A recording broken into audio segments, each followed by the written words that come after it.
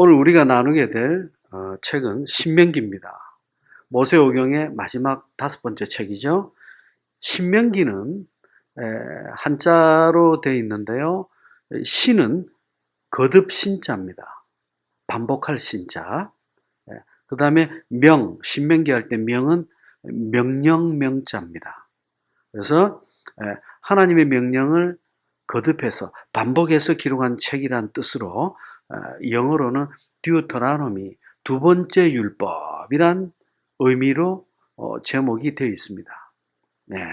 이거는 신명기 17장 18절에 보시면 왕법이 나오는데요. 이스라엘의 왕법이 나오는데 왕은 이스라엘의 왕이 될 자는 하나님의 말씀인 율법서를 등사해서 즉 복사해서 머리맡에 항상 두고 하나님의 말씀을 새기고 순종하라는 메시지가 나옵니다. 그래서 등사해서 복사해서 머리맡에 항상 두고 이게 신명기예요. 두 번째 반복되는 명령, 두 번째 율법 뭐 그런 뜻으로 신명기 책이 되어 있습니다. 근데 히브리 성경의 책 제목은 항상 1장 1절에 나오는 첫 번째 단어들을 가지고 책 제목을 잡아요. 그죠?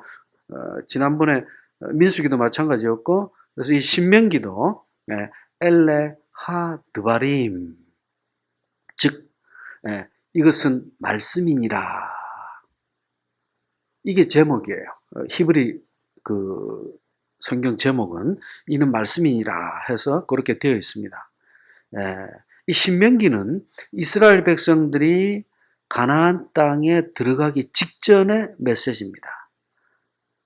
요단강 동쪽에서 요단강 바로 동쪽에 있는 모압 평지에서 강 건너편에 있는 가나안 땅을 바라다 보면서 모세가 죽기 직전에 했던 세 편의 설교가 신명기입니다. 그래서 모세가 지금 이 신명기의 메시지를 선포하고 있는 이 시점은 이스라엘 백성들이 출애굽 광야 40년 동안의 모든 여정이 끝나고 1세대들이 모두 죽은 시점입니다. 지금 신명기를 선포하고 있는 지금 이 장면은 가나안 땅을 바로 요단강을 사이에 두고 마주보고 있는 위치에다가 그리고 이 신명기를 듣는 대상은 여호수아와 갈렙을 제외한 나머지 전부가 출애굽 2세대들입니다. 1세대는 다 죽었어요. 모세도 이제 이 설교가 끝나면 죽게 됩니다. 모세마저도 죽게 됩니다. 그러므로 신명기 이 설교를 듣고 있는 대상은 출애굽 당시의 어린아이였거나 또는 지난 40년 광야 여정 중에서 유랑 중에서 광야에서 태어난 이스라엘 자손들입니다. 그러다 보니까 이들은 그동안 광야 40년 동안에 홍해를 건넌다든지 또는 만나나 메추라기 또 구름기둥 불기둥 이런 모습들에 대해서 특히 출애굽기 24장에 시내산에서 있었던 하나님의 언약 체결식 이러한 영적인 메시지 그 의미에 대해서 잘 모르는 세대들입니다. 왜? 너무 어리거나 이제 막 태어났어. 그러다 보니 하나님의 언약을 직접 받았던 세대들은 거의 다 죽었고 그 의미가 무엇인지 아직 깊이 잘 모르는 신세대들이 지금 모압 평지에 도착해 있어요. 그러면 문제가 발생합니다. 하나님의 언약에 대해서 아직 직접적으로 체험을 한 세대가 아니에요. 하나님과 직접 언약 체결식을 맺은 백성들이 아니에요. 아직은. 현실적으로는 그래요. 율법에도 아직 익숙하지 못하고 이 아버지 세대가 실패하는 모습을 바라보는 이 연약한 세대들이 정작 약속의 땅인 가나안 땅에 들어가서 그 종족들을 정복해야 될 대상자들이라는 거예요. 정복전쟁을 이들이 해야 돼요. 모세는 답답하죠. 1세대 40년 동안 실컷 교육시켜놨더니 다 죽어버렸어요. 이 세대들 이제 자기도 곧 죽을 것이고 이들은 이제 하나님의 명령을 받아서 여호수아를 중심으로 요단강을 들어가서 가나안 땅을 정복해야 되는데 이제 죽음을 앞둔 모세의 입장에서는 너무나 가슴이 메이고 안타까운 거예요. 이들을 어찌할 것인가. 너무나 조바심이 나는 거예요. 자기 한 사람 이제 곧 죽는다고 끝날 일이 아니에요. 모세는 여호와의 종입니다. 이 백성들을 얼마나 사랑했으면, 이 백성들을 얼마나 귀하게 여겼으면 하나님, 제 이름이 생명책에서 지워진다 할지라도 이들의 죄를 용서해 달라고 하나님 앞에 기도했던 적이 한두 번이 아니에요. 응? 그래서 모세는 자기가 죽기 전에 이 어리숙하고 연약한 백성들을 향해서 마지막 세 편의 설교들을 마음 조이면서 간절한 마음으로 지금 이들에게 세 편의 설교를 하고 있는 거예요. 그래서 이 신명기 모세의 세 편의 설교는 크게 세 단락으로 나뉘어집니다. 첫째는 1장 1절부터 4장 43절까지. 이 1장부터 4장까지 이 메시지는요, 이스라엘 백성들이 출애굽한 이후에 지난 40년 동안 있었던 광야 생활을 돌아보는 거예요.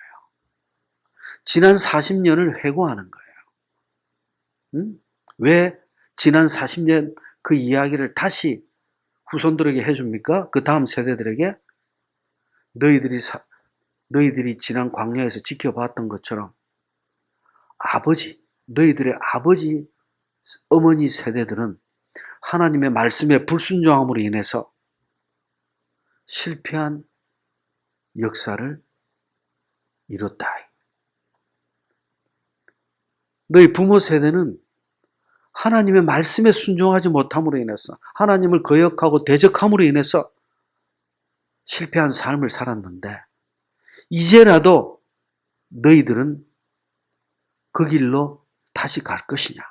아니면 아버지하고 다른 순종의 삶을 살 것이냐?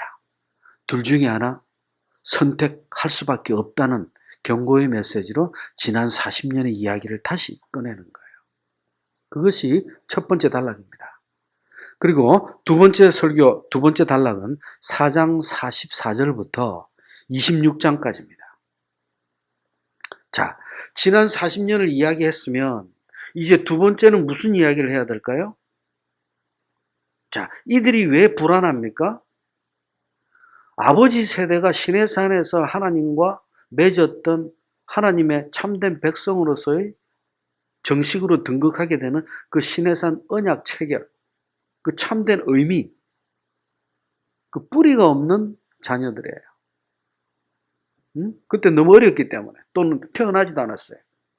그러다 보니까 이 두 번째 설교에서는 이들이 이제 곧 가나안 땅에 들어가게 되면 지난 세대, 아버지 세대처럼 살아갈 것이 아니라 시내산 율법, 하나님께서 너희 아버지 세대에게 주셨던 그 말씀들, 명령들, 그 율법들을 반드시 기억하고 가슴에 담고 있으라. 그걸 다시 이야기합니다. 하나님께서 아버지 세대에게 해주셨던 그 지난 율법의 명령들, 말씀들, 진리들, 그 말씀들을 다 정리해서 후손들에게 다시 한번 쭉 정리해 줍니다. 시내산 율법의 의미를 깨닫게 해주는 거죠. 가르쳐주고 깨닫게 해주는 거예요. 그리고 마지막 세 번째 설교죠. 27장부터 34장까지입니다. 이 마지막 단락은 모세의 설교의 총정리입니다. 결론부입니다. 자, 결론은 뭡니까? 하나님의 말씀에 순종하느냐, 불순종하느냐, 그 여부에 따라서 너희들 삶, 미래도 축복과 저주로 나뉘어지게 된다. 이거는 하나님의 말씀에 순종하면 축복이요, 말씀을 어기면 저주요, 이런 단순한 메시지가 아닙니다. 이스라엘의 마음과 믿음의 중심이 향하고 있느냐, 그러지 못하느냐 한 기준입니다. 왜? 이 세상의 모두는 죄인이기 때문입니다. 하나님 앞에 아무리 하나님 앞에 하나님 정한 영으로 다시 충만케 해주십시오 하고 기도할지라도 또 죄인의 삶을 반복해서 살아갈 수밖에 없어요. 그럼에도 불구하고 이들이 항상 하나님만을 의지하면서 하나님과 함께 하는 삶을 살아간다면 성령께서 날마다 스스로를 깨닫고 회개할 수 있는 힘과 은혜를 베풀어 주십니다. 베풀어 주십니다. 우리가 지난 120년 동안 우리가 조금 잘못 알았던 부분들이 샤머니즘적인 우리 조상들의 삶의 그 강구, 옛날 우리 조상들의 그 부모님들 보면 자녀를 한양으로 유학 보내놓고 뜰에 나와서 마당에 나와서 장독대 위에다가 정한수 올려놓고 무릎 꿇고 비나이다 비나이다. 과거 시험 잘 보게 해주십시오. 비나이다 비나이다. 그렇게 간절히 기도합니다. 아침부터 밤늦게까지. 여러분, 그 문화와 전통이 알게 모르게 우리 기독교에 깊숙이 뿌리를 내렸어요. 하다 보니 이 대한민국의 교회의 기도가 전 세계에서 새벽부터 철야까지 기도의 힘 하나는 대단합니다. 그렇게 120년을 기도했다면, 그렇게 목이 터져라 새벽부터 철야까지 부르짖었다면 이 나라 이민족, 우리 크리스찬들의 모습은 지금 이 결과를 맺지 않았을 겁니다. 기도의 양이 아닙니다.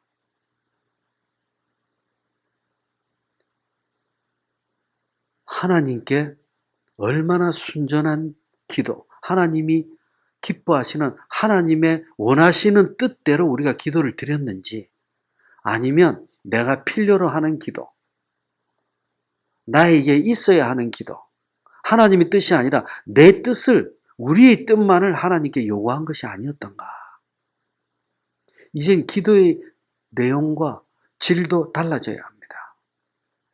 어느 장소든지 어디든지 시간과 장소를 구애받지 말고 성령께서 내 안에 찔림을 주실 때 그 순간 우리는 거기에 순종해서 하나님을 찾고 간구하는 거예요. 장소 불문입니다. 장소 불문입니다. 그래서 이 모세는 이 세 편의 설교를 통해서 마지막 설교에는 정말 그 자신의 죽기 전에 이 설교를 결론부로서 마무리 지으면서 죽음을 앞둔 부모로서 마지막으로 자녀들에게 자신의 마음의 가장 깊은 곳에 있는 그 깊은 뜻을 호소하면서 부모의 심정으로 동시에 너무나 이 자녀들이 안타까웠어. 왜 안타까울까요? 신명기 31장 20절에 보면 이 백성들이 가나안 땅에 들어가서 또 하나님을 배역할 것을 모세는 이미 알고 있습니다. 왜?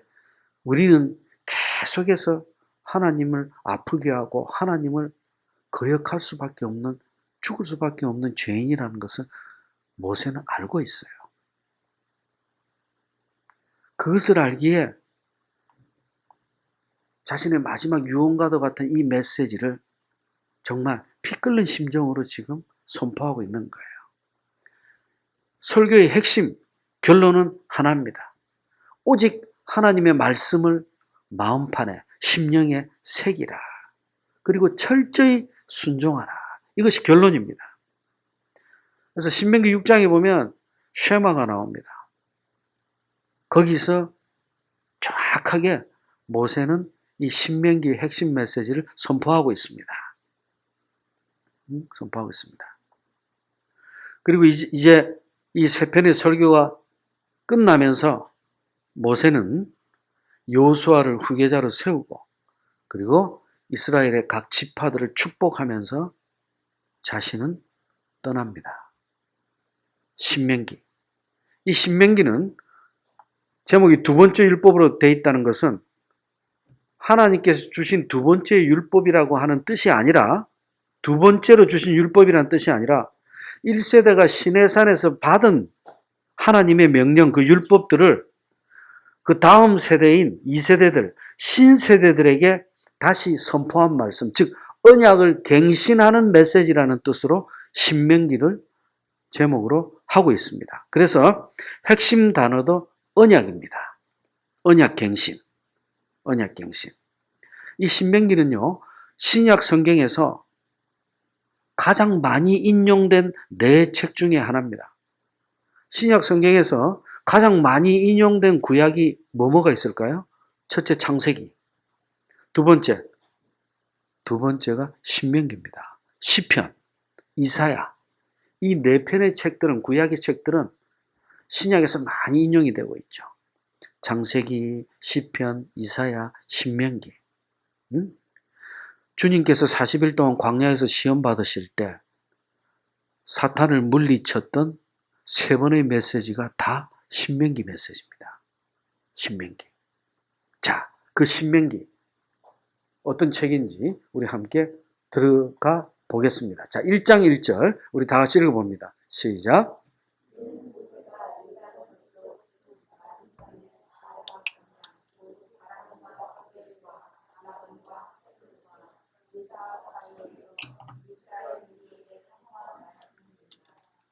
아멘.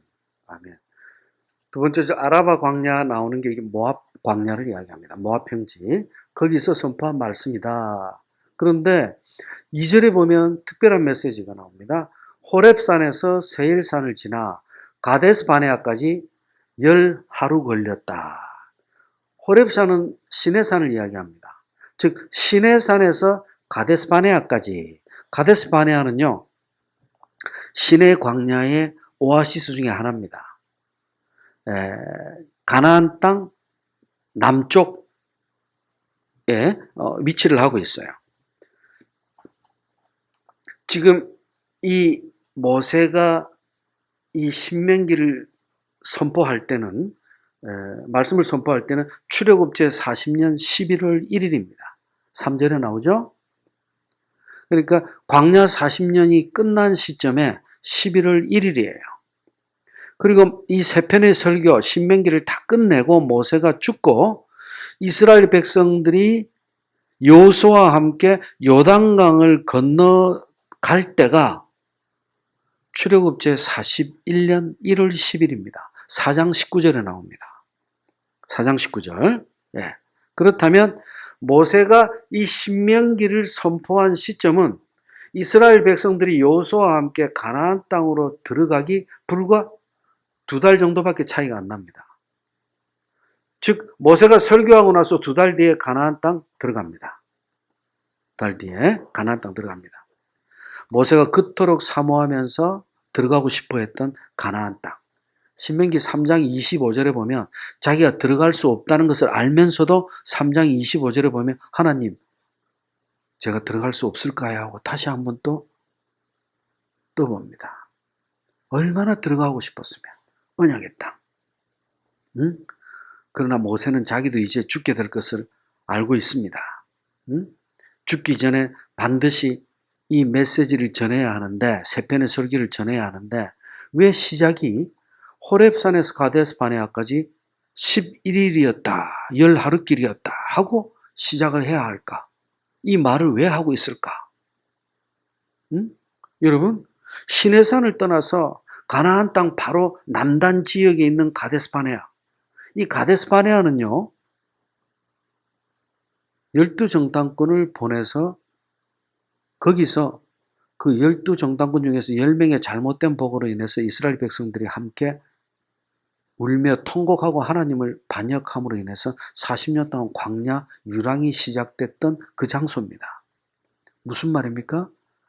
40년 전에 가데스 바네아에서 12정탐꾼 잘못 보냈는데 40년이 지난 시점에서 이 백성들이 가데스 바네아에 지금 또 와 있어요. 무슨 말입니까? 40년 동안 광야를 뺑뺑이 돌고 돌아서 결국은 그 자리예요. 뛰어봐야 벼룩이에요. 안타깝죠. 무엇을 의미합니까? 40년이 지나도 별로 바뀐 게 없다는 것을 암시합니다. 우리는 영원히 죽을 수밖에 없는 죄인이라는 것을 암시하는 거예요. 응? 모세가 왜 이 말을 10하루밖에 안 걸린 이 자리, 즉 그렇다면 이 가데스 바네아는 가나안 땅에서 불과 한 260km 밑쪽이에요. 260km. 그러면 시내산에서 가데스 바네아까지 10일을 걸렸다면 시내산에서 가나안 땅에 들어가기까지는 보름이 안 걸린다는 뜻이에요. 2주면 들어갈 그곳을 2주면 들어갈 수 있는 언약의 땅을 이 백성들이 40년 걸렸다는 거예요. 모세가 지금 이 말을 하고 있는 신명기를 시작하면서 이 말부터 시작하고 있는 의도가 무엇일까요?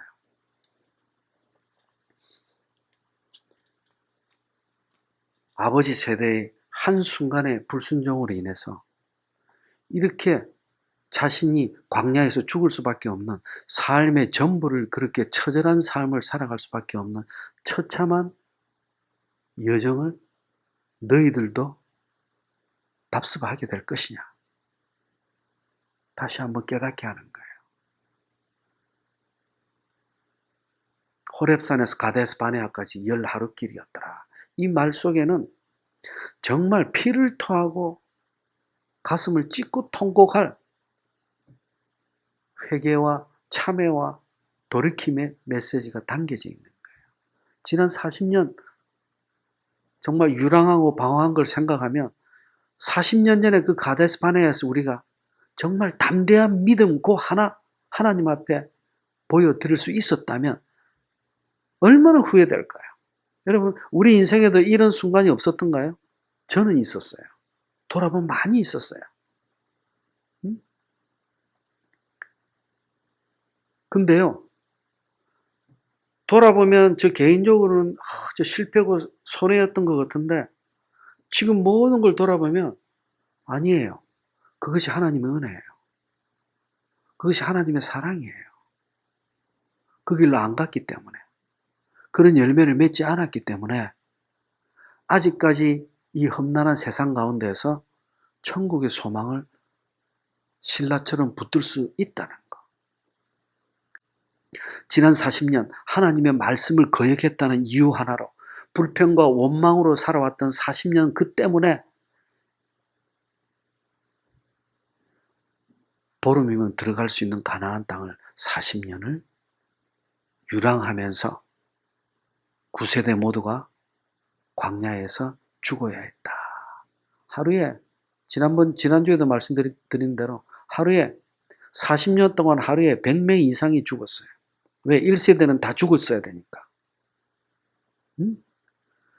광야가 날마다 무덤으로 채워졌어요. 날마다. 오늘 지나면 또 무덤 100개가 또 생기고, 내일 하루 자고 나면 또 무덤이 또 100개 생기고.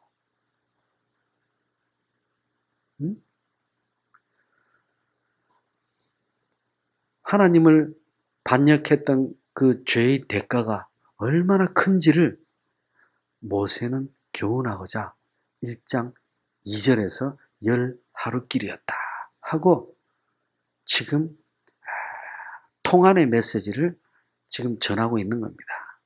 자, 그러나 1세대는 그렇다 치더라도 이제 너희 2세대들, 신세대들, 비록 홍해를 건너고 시내산에서 언약을 체결할 때 태어나지도 않았고 태어났더라도 어린아이였던 너희들, 너희들만큼이라도 지난 40년 동안의 그 비참한 과거를 다시는 겪어서는 안 되겠다. 안 되겠다. 신세대들이 과연 가나안 땅에 들어가서 그 더러운 우상과 음란한 유혹으로부터 어떻게 이겨낼 수 있을 것인가? 모세가 볼 때 신세대들은 철없는 어린아이에 불과해요. 너무나 지금 안타까워요. 이들을 두고 자기는 이제 곧 떠나야 돼. 죽어야 돼. 응? 죽어야 돼. 1장 2절에 열 하루길이었더라. 그리고 3절 제40년 11월 그달 초 1일에 모세가 신명기를 선포한 날짜를 기록합니다.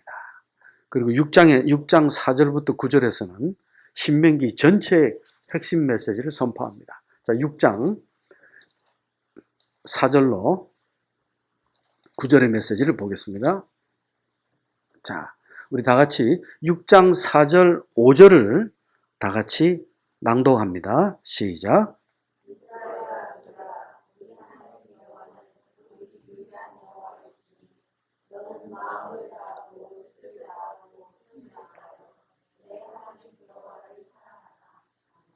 아멘. 아멘. 이 신명기에 있어서 지금 6장 4절부터 9절은 우리가 통상 쉐마라고 부릅니다. 쉐마. 쉐마는 들으라는 뜻이에요. 쉐마. 이 쉐마는 모세가 했던 두 번째 설교의 핵심 메시지입니다. 신명기 전체의 핵심 메시지입니다. 우리 성도들이 하나님을 어떻게 사랑해야 되는지 방법을 모르는 사람들이 많이 있어요. 하나님을 사랑하지 않을 성도들은 없습니다. 다들 하나님을 사랑해요. 그럼 질문합니다. 당신은 어떻게 하나님을 사랑하고 있습니까? 사랑하고 있는 증거를 말로 고백해 보세요. 돌아보면 사실 뚜렷이 할 말이 별로 없습니다. 여기에 대해서 신명기는 정확한 답을 줍니다. 이 쉐마는 정확한 답을 줍니다. 쉐마는 들으라. 근데 이 들으라, 쉐마, 단순히 내 귀를 열고 들으라 이 뜻이 아니에요. 내 온 마음을 집중해서 귀를 기울여 들으라고 하는 강권적인 명령입니다.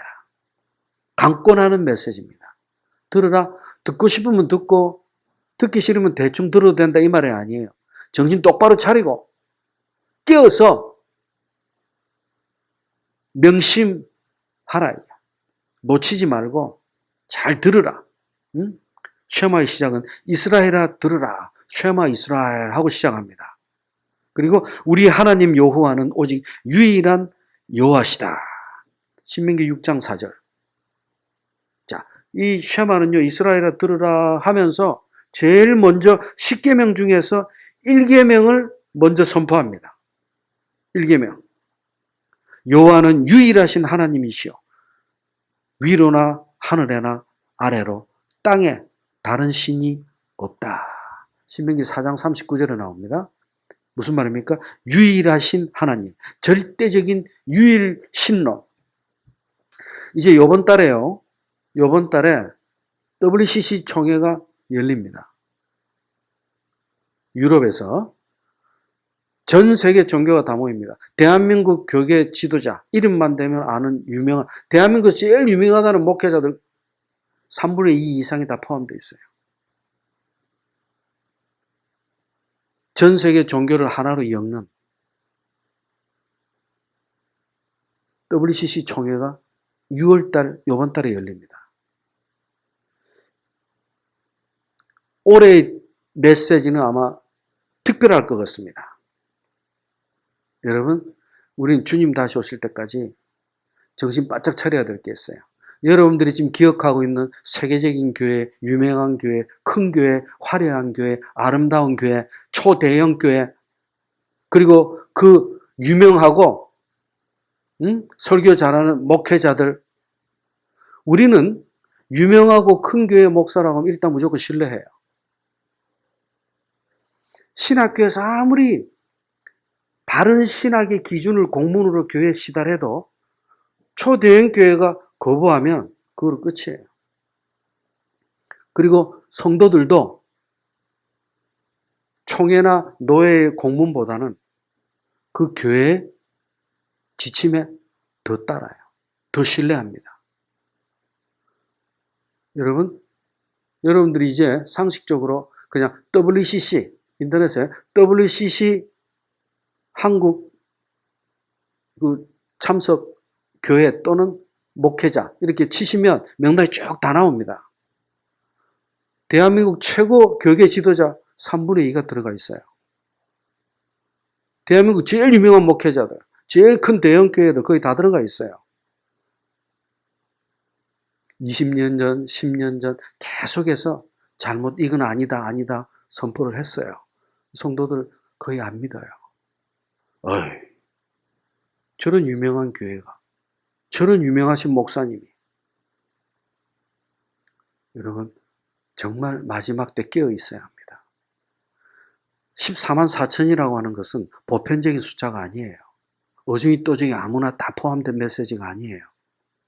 주님 다시 오실 때까지 마지막 순간까지 등불과 기름을 예비하면서 하나님의 진리를 수호하는 자들을 의미하는 거예요. 어떤 사람은 착각할 수도 있어요. 주님 다시 오실 때까지 착한 일 많이 하고 전도 많이 하고 그것이 기준이 아니에요. 주님 다시 오실 때까지 오직 믿음으로 바른 믿음으로 굳게 선 자만이 14만 4천에 포함이 됩니다. 오직 믿음입니다. 우리 삶의 다른 형태가 아니에요. 오직 믿음입니다. 오직 예수. 오직 예수. 응? 지금 이 신명기는 유일하신 하나님, 하나님 외에는 다른 신이 없어요. 종교는 하나님을 경배하는 것 외에 없어요. 종교란 단위도 자체도 의미가 없어요. 왜? 유일신 하나님을 경배하는 그 자체가 종교든 뭐든 무슨 표현을 하든 그건 관계가 없어요. 종교 자체가 릴리전이에요. 릴리전이 뭐예요? 다시 연결시키다는 거예요. 하나님과의 막힌 담을 헐어서 다시 하나님과 회복시키는 거 아니에요. 응? 6장 5절은 이야기합니다. 너는 마음을 다하고 뜻을 다하고 힘을 다해 내 하나님 여호와를 사랑하라. 여기서 마음은요, 히브리어로 레바브, 심장 또는 생명입니다. 네 심장을 다해서, 즉 내 생명을 다해서 이 말이에요. 단순히 우리 마음 그런 게 넘어선 거예요. 생명을 다해서. 그 다음에 뜻을 다해. 뜻은요, 네페시. 네페시는 영혼 또는 생명입니다. 이것도 생명이란 뜻이에요. 영혼. 응? 그리고 힘을 다해 힘은 메오드. 이건 강한 능력을 이야기합니다. 그러니까 마음과 뜻과 힘을 다해. 이것은요, 하나님을 사랑하라는 그 주제를 3번 반복해서 강조하는 거예요. 그만큼 하나님을 사랑해라는 거예요. 응? 즉, 너의 전부, 너의 전인격적인 모든 요소를 하나로 하나님만을 바라고 섬기라 이 뜻이에요. 응? 신명기 6장 4절 5절의 이 두 구절은 쉐마 전체의 핵심 메시지입니다. 원래는 이 두 구절만 쉐마였어요. 그런데 구절로 확대됐어요. 응? 하나님을 향한 믿음, 오직 하나님을 향한 순종, 요 믿음과 순종만을 지금 강조합니다. 그렇다면 자, 생명, 네 마음과 뜻과 힘을 다해 하나님을 사랑하라고 그랬어요. 그럼 어떻게 해야 그렇게 우리 전부를 던져서 하나님을 사랑할 수 있어요? 어떻게 해야 그렇게 하는 것이 가능합니까? 6장 6절부터 9절까지 그 답을 제시합니다. 이렇게 하라 이게. 어떻게? 먼저 모세는 이 하나님의 말씀을 마음에 새기고 자녀들에게 부지런히 가르치라. 자녀들에게 마음에 새기고 가르치라. 믿음의 유산을 철저히 물려주라 이 말이에요. 여기서 가르치다. 히브리어로 샤나는 교육하다 이런 단순한 뜻이 아니에요. 날카롭게 찌르다 이 뜻이에요. 날카롭게 찌르다. 이거는 부모가 자녀들에게 하나님의 말씀을 가르치되 그냥 적당히 교훈으로 가르치는 게 아니라 좌우의 어떤 날성 검보다도 예리하여 영혼을 찔러 쪼개기까지. 히브리서 4장 12절. 심령을, 영혼을 찔러 쪼개기까지 마음을 변화시키라 이거예요. 응? 자녀의 신앙 교육에 대해서 부모가 얼마나 철저한 책임이 따르는지 지금 이야기하고 있어요. 우리는 지금 어땠을까요? 우리 자녀들. 우리가 교회 10년, 20년 다니면서 우리 자녀들에게 이렇게 그 골수를 찔러 쪼개기까지 하나님의 말씀을 가르치면서 믿음의 유산을 물려줬을까요? 여러분, 말로는 이렇게 하지만 쉽지가 않습니다. 쉽지가 않습니다. 너무 감사한 것이 제가 목회를 이렇게 쭉 하다 보니까 성도들과 함께 예배드리는 것이 이 땅의 가장 큰 축복인데 너무나 감사하게도 이 성도들과 누리는 축복이 덤으로 저희 가정의 자녀들에게도 큰 축복이 된다는 거예요. 왜? 집에서는 이런 이야기 잘 못합니다. 집에서 애들한테 설교하면 교회 가서 하세요 그럴 거예요. 집에서는 한 아버지로서 남편으로서 평범한 가정이에요. 강단에서 내려오면 똑같아요. 가정의 평범한 삶이에요. 혹자는 집에서도 목자의 삶을 살고 맞아요. 그렇게 해야 돼요. 근데 그렇게 살 수 있는 사람은 예수님 외에는 없어요. 네. 정직하고 순전하게 목자의 길을 가기를 사모할 뿐이에요. 사모할 뿐이에요. 성령님께서 그렇게 인도해 주시기를. 응? 그러지 않으면 못 견딜 것 같아요. 응? 여러분, 지금 자녀의 신앙 교육에 대해서 얼마나 지금 막중한 책임이 따르는지 지금 이야기하고 있는 겁니다. 그러면 우리는 강권해서 해야 되느냐? 여러분, 자칫 강권하다 보면 자녀를 분노케 할 수가 있어요. 조심하셔야 됩니다. 왜? 만약에 자녀가 부모를 이미 신뢰하지 않는 상황에 있다면 갑자기 어느 날 갑자기 뭐 성경 공부하자, 하나님 말씀 새기자. 이거는 부작용, 역작용이죠. 예? 반응이 거꾸로 일어나죠. 중요한 거는요. 평소에 내가 자녀 교육을 시킨다 하면서 잔소리 많이 하고 말 많이 했다면 그거부터 줄이는 것이 지름길입니다. 일단 침묵할 줄 알아야 돼요. 하다 보면 자녀들이 변화가 돼요. 요즘 왜 이렇게 잔소리 안 하지? 요즘 왜 이렇게 변했지? 응? 하다 보면 멀어져 있던 자녀들이 스스로 가까이 다가와요. 너무 고맙더라고. 그렇게 잡아 당겨도 안 오던 애들이 아예 끈을 놓고 잊었더니 이제 거꾸로 다가와요. 예. 한번 시도해 보세요. 예. 그리고 라떼가 아니라 그 아이들의 마음에서 같이 대화를 나누면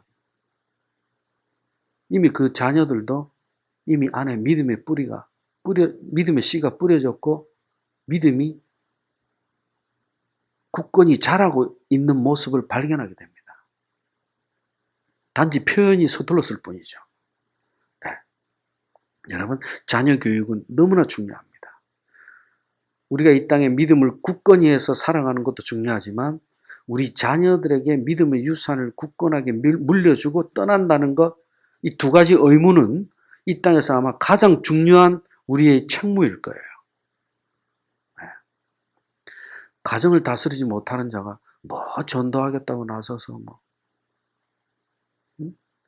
훌륭한 자녀들 남기고 떠나보세요. 그 아이들이 우리 역할까지 다 합니다. 네. 그리고 성경은 다시 이야기합니다. 셔만은 자녀 신앙교육에 철저한 책임을 강조하고 아울러서 너는 그것을 내 손목에 메어서 8절 9절 내 손목에 메어서 기호로 삼고 미간에 붙여서 표로 삼고 집 문설주와 바깥문에 기록하라. 손목에다가 이 쉐마의 메시지나 하나님의 중요한 메시지들을 종이에 써서 그거를 나무로 된 조그만한 함에다가 담아서 이렇게 손목에다가 해서 끈으로 해서 이마에다가 또 그 조그만한 나무 상자를 붙여서 이렇게 끈으로 이렇게 어깨로 해서 둘러맵니다. 그렇게 해서 그렇게 메고 다니는 사람들을 보면서 상대도 이마와 손목에 하나님의 말씀이 새겨져 있구나 하는 것을 서로가 느끼게 해주는 거예요. 그래서 이마와 팔에 이게 묶고 다니는 이것을 테필린이라고 그래요. 테필린. 그리고 우리나라 집에 가정의 문패처럼 하나님의 말씀을 종이에다 써서 그걸 다시 박스에다 담아요. 나무 박스에다 담아서 집 앞에 오른쪽에 집문 밖에서 집을 볼 때 오른쪽에다가 문패처럼 딱 붙여요. 문패가 아니라 하나님의 말씀을 문패 대신에 붙여놔요. 집을 오고 갈 때마다 이 집은 하나님의 말씀이 거하는 집이라는 걸 보여주는 거예요. 이렇게 함으로써 자나 깨나 하나님의 말씀이 타치할 수 있도록. 이게 유대인들이에요. 이게 이스라엘이에요. 응? 결론이 뭡니까? 쉐마의 결론은. 너희 전부를 던져서 하나님을 사랑하라. 그 하나님을 사랑하는 방법은 다른 것이 아니라 오직 하나님만을 믿고 의지하면서 그 말씀을 자녀들에게 가르치고 그리고 이웃에 선포하라. 선포하라. 나와 우리 가정뿐만이 아니라 모두가 거룩한 삶을 살아갈 수 있도록 그런 향기를 드러내라. 드러내라. 이것이 쉐마입니다. 쉐마. 신명기의 핵심부터 먼저 딱 던집니다. 두 번째 설교에서 결론을 딱 맺습니다. 쉐마. 그리고 지난 너희 아버지 세대가 광야 40년 동안 유랑하고 광야에서 먹었던 만나의 참 의미가 무엇인지를 가르쳐 줍니다. 신명기 8장 2절을 봅니다. 신명기 8장 2절 다 같이 읽어봅니다. 시작.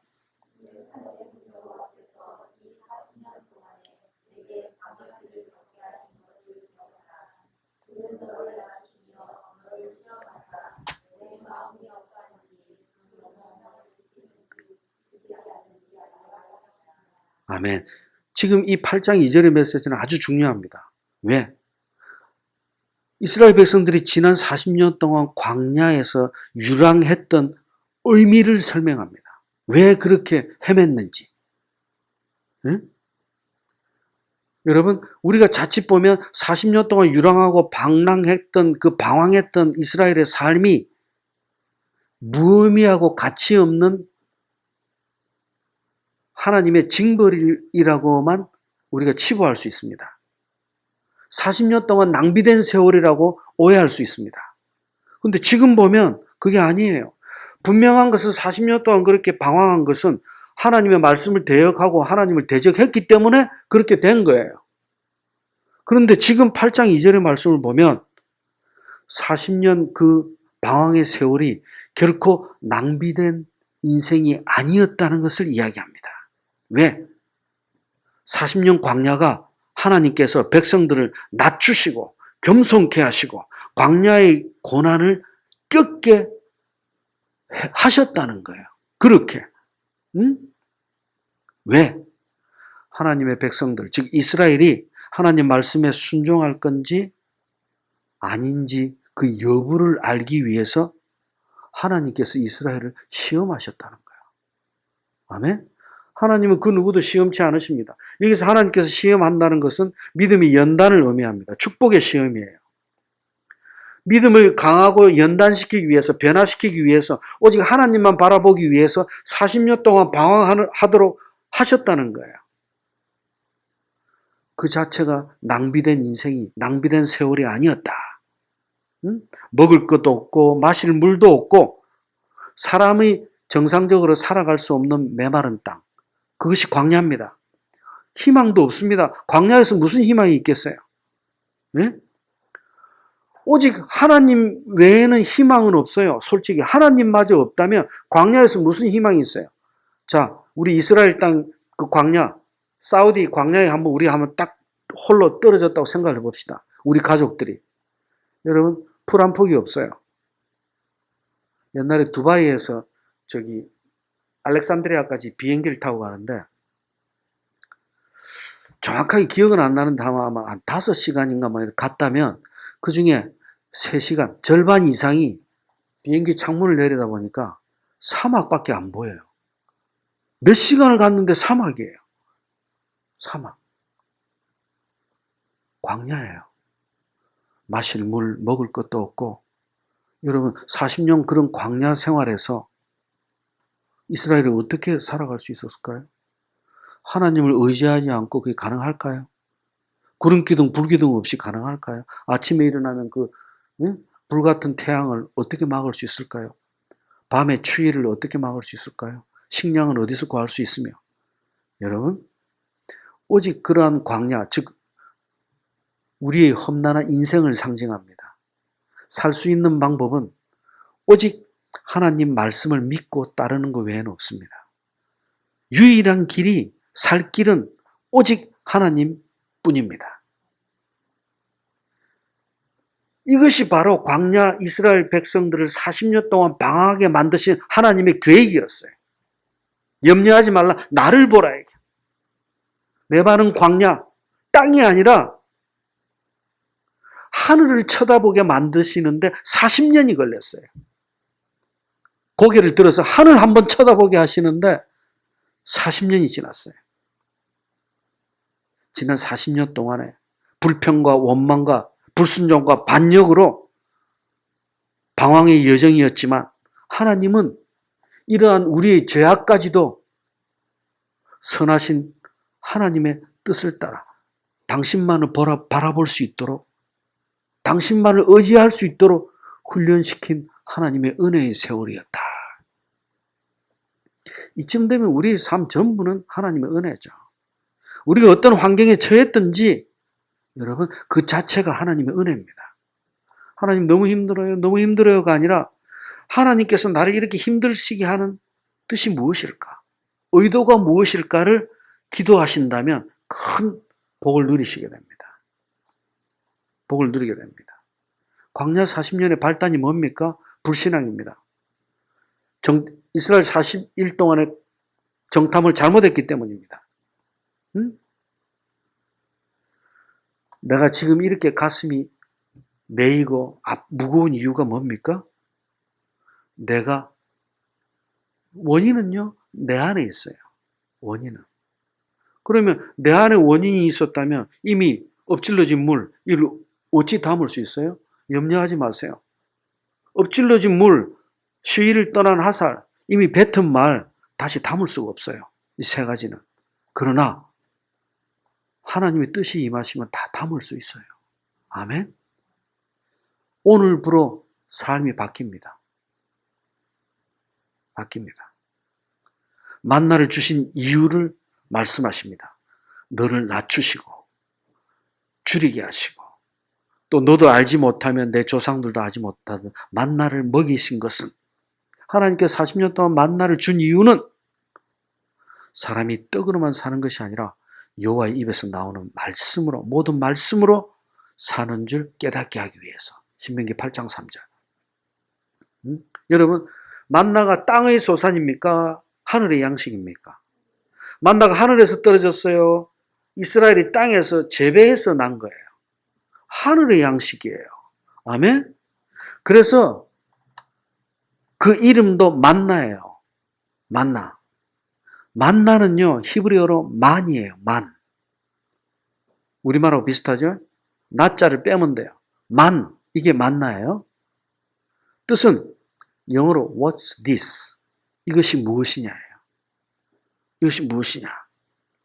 왜? 여러분, 우리 인간은 하나님의 형상대로 지음받았어요. 맞습니까? 네. 하나님의 형상대로 지음받은 인간은 육체적인 존재입니까? 영적인 존재입니까? 다시 이야기합니다. 하나님의 형상대로 지음받았어요. 그럼 우리는 육체입니까? 영입니까? 우리는 육체와 영혼과 육체가 함께 있어요. 그러나 우리의 근본적인 존재는 무슨 존재예요? 영적인 존재예요.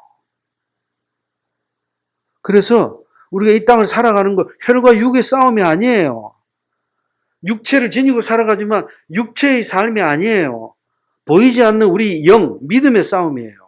아멘? 그래서 인간은 육체적인 떡에 의지해서 살아가는 것이 아니라는 거예요. 근본 자체가 영적인 존재예요. 그래서 하늘의 양식, 만나, 영원한 만나이신 예수 그리스도의 말씀, 진리 안에서 살아가도록 만나를 주셨다는 거예요. 놀라운 메시지죠. 이스라엘 백성들에게 만나를 주신 이유예요. 하나님의 말씀으로 살아가는 것을 깨닫게 해주기 위해서. 응? 여러분, 지금 우리 여기 앉아있는 모든 분들이 환경이 다르고 여건이 다르고 조건이 다 달라요. 다른 삶을 살아가고 있어요. 근데 신비한 게 하나 있어요. 하나님 진리의 말씀 안에 거할 때 우리 마음은 진리 안에서 다 평강을 누려요. 샬롬을 얻어요. 똑같아요. 왜? 한 성령 안에 은혜를 누리기 때문에. 응? 이스라엘의 광야 40년은 비록 불순종으로 시작된 고통이었지만 하나님의 은혜의 훈련 기간이었다. 그 훈련의 핵심은 오직 하나님만 바라라. 오직 하나님만 의지하라. 오직 말씀에 순종하라. 그걸 깨닫게 하기 위해서 만나를 주셨다. 만나. 요한복음 6장 48절 51절에서 주님은 말씀하십니다. 내가 곧 생명의 떡이라. 나는 하늘로서 내려온 살아있는 떡이니 사람이 이 떡을 먹으면 영생하리라. 아멘. 예수 그리스도가 영원하신 생명의 만나임을 스스로 선포하신 거예요. 아멘. 신명기 8장에서 하나님께서 만나를 주신 이유와 예수 그리스도께서 자신이 영원한 생명의 만나임을 선포하신 것과 일치가 됩니다. 신구약이 하나예요. 응? 결국 이스라엘 백성들이 광야에서 날마다 하늘 양식 만나를 먹었던 것은, 자, 40년 동안 광야에서 날마다 만나를 먹었어요. 무슨 말입니까?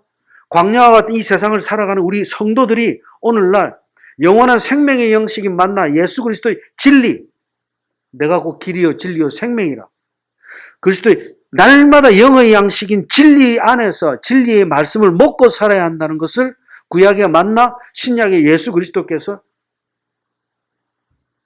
일관되게 지금 우리에게 교훈하고 있는 거예요. 오묘합니다. 오묘합니다. 그리고 너희들이 이제 이스라엘 땅에 들어가게 되면, 자, 쉐마를 통해서 신명기 말씀의 핵심 메시지를 던져주셨어요. 그리고 과거 40년 동안에 만나를 주신 이유, 40년 동안 광야에서 방황하게 하신 이유를 다 설명을 했어요. 그러면 이제 들어가기 전에 어떻게 해야 돼요? 변화돼야 돼요. 아버지의 삶처럼 살면 안 돼요. 구세대처럼 광야에서 썩어질 육신이 아니에요. 썩어질 믿음들이 아니에요. 이제는 가나안 땅에 들어가서 싸워야 돼요. 싸우기 위해서는 어떻게 해야 돼요? 영육 간에 순결해야 돼요. 거룩해야 돼요. 22장 5절에서는 육체적인 순결에 대해서 이야기합니다. 22장 5절 한번 볼까요? 22장 5절. 오늘 가장 문제되는 메시지가 나옵니다. 22장 5절. 다 같이 읽어봅니다. 시작.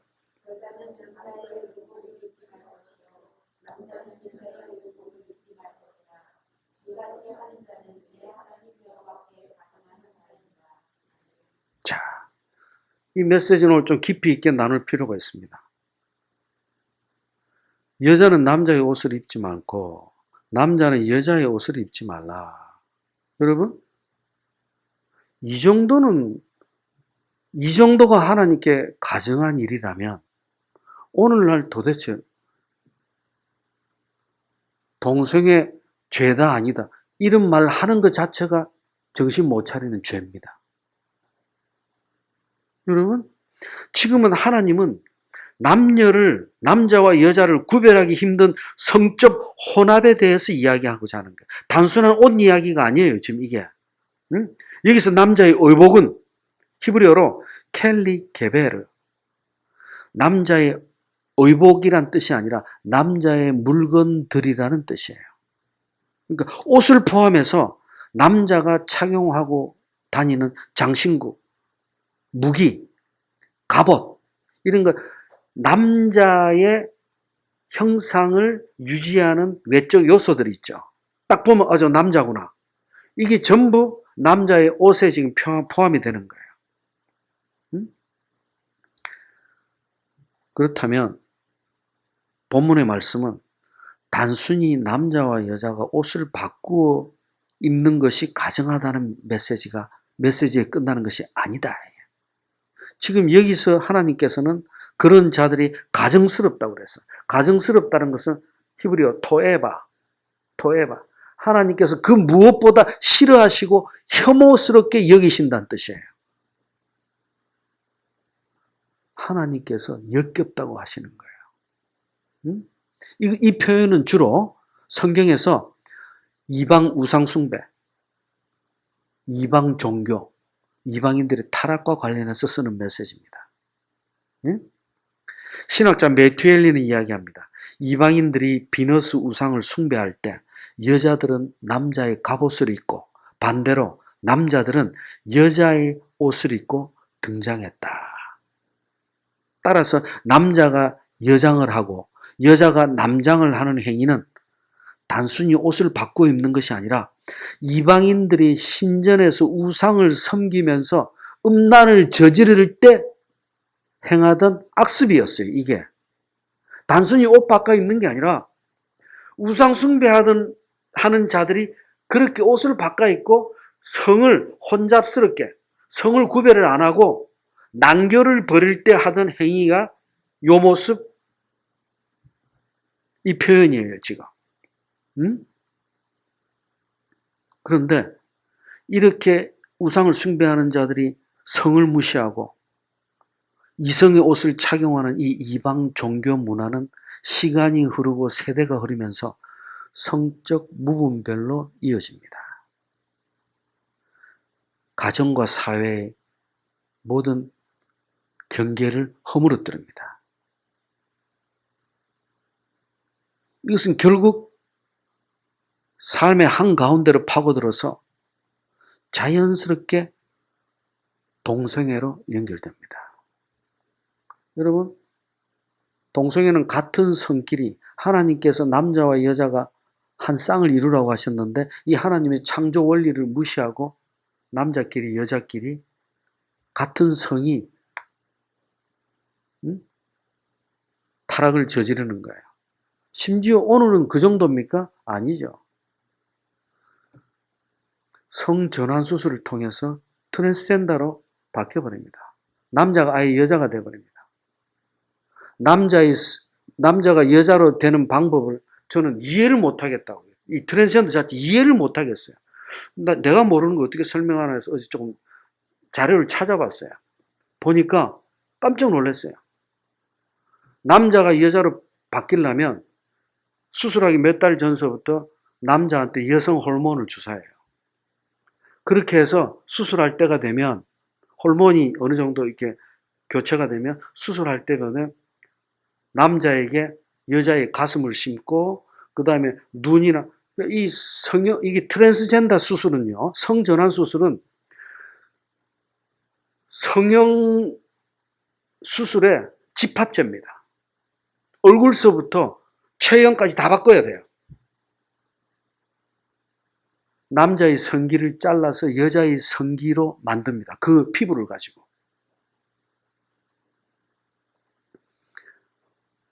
조금 이해가 돼요. 이제야 이게 도대체 인간이 어찌 이게 가능한 일입니까? 그걸 어떻게 합리화시킵니까? 이걸 법적으로 허용한다고요? 미치지 않고서야.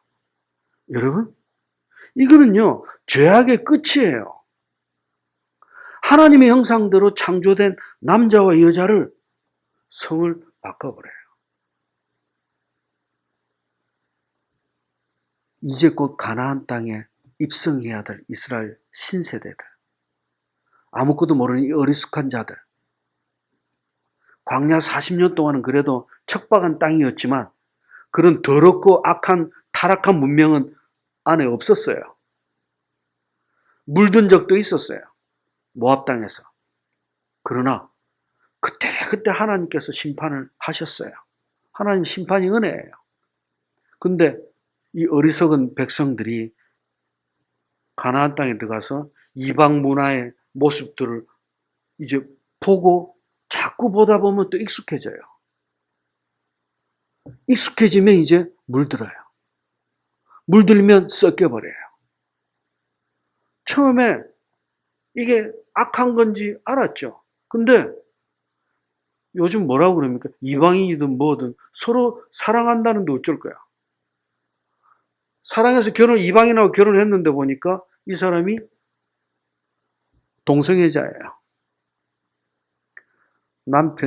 남편과 아내가 이별할 수도 있지만 동성애자가 상대방을 또 동성애자로 변화시킬 수도 있어요. 여러분, 결론적으로 오늘 이 메시지는 하나님께서 남자가 여장을 한다, 여자가 남장을 한다. 거기서 끝나는 게 아니라 남자와 여자의 성을 명확하게 구별하지 않고 적당히 무시하면 이것은 결국 그렇게 성적 혼잡으로 나아가게 된다는 것을 보여주는 거예요. 하나님이 이를 가증스러운 죄악이라고 이야기합니다. 오늘날 남녀 평등의 시대라 해서 남자와 여자의 구별이 사라지고 혼탁해져가는 이 세상. 여러분, 이럴 때일수록 우리는 더욱더 섞이는 게 아니라 구별돼야 돼요. 남녀 구별이 없는 게 아니라 우리는 남녀를 철저히 구별해야 돼요. 여기서 우리가 분명히 잘 구별해야 될 게 있습니다. 자, 오늘날 남자가 치마를 입는다, 여자가 바지를 입는다. 이거 성적 타락이냐? 자, 아까 분명히 옷을 바꿔 입지 말라고 그랬죠? 근데 여러분들이 성경을 잘 해석하셔야 됩니다. 오늘날 남자가 치마를 입는다든지 여자가 바지를 입는 거, 정상적인 표현은 아닙니다만은, 그 다음에 부부가, 커플티를 입는다든지, 똑같은 남자, 여자 구별 없이, 커플티를 입는다든지, 이런 행위는 오늘날 여자가 청바지 입고 남자가 치마를 입는 거, 이 자체는 죄는 아닙니다. 왜? 성적 혼잡을 위해서 일부러 그렇게 하는 행위가 아니에요. 지금 하나님께서 22장 5절에서 하시는 말씀은 우상 숭배에서 일어났던 그 모습을 이야기하는 거예요. 근데 의도적으로 성을 바꾸거나 그걸 감추기 위해서 이성의 옷을 입고 화장을 하거나, 즉 남자가 루즈를 바른다든지, 남자가 여자의 치장을 해서 성별을 혼란시키는 것은 죄악입니다. 대표적인 게 오늘날 우리는 너무 자연스럽게 받아들이겠어요. 남자가 화장한다든지, 남자가 귀를 뚫고 피어싱 하면서 배꼽에다 뭘 받고 남자가 이렇게 하는 거 많이 보셨을 거예요. 그리고 오늘날 문신은 생활화됐습니다. 아실 거예요. 정치, 경제, 스포츠맨들, 연예인들 보면 문신 일반화되어 있어요. 심지어 크리스찬들도 문신 많이 해요. 여러분, 하나님의 성전이라고 하는 너희 육신에 거기다 문양을 새기고, 하나님은 나무나 돌이라도 어떤 형상을 만들지 말라고 했는데 이 거룩한 육신에다가 모양을 새기고 뱀을 집어넣고 독수리를 새기고, 그게 뭐예요? 상징적인 어떤 더러운 영들을 지금 자기 몸에다가 심어 놓는 거예요. 하나님의 거룩한 육신에 그 어떤 것도 손을 대서는 안 돼요. 오늘날 여러분 눈이 너무 작아서 그 다음에 눈썹이 자꾸 이게 아래 위로 찌르니까 그래서 그렇게 약간 그 의료적인 성형을 하는 경우가 있어요. 또 어떤 사람들은 태어나면서부터 이 턱이 짝짝이가 됐다든지 또 너무 불편하고 그래서 성형을 하는 경우, 의료적인 성형을 하는 경우가 있어요.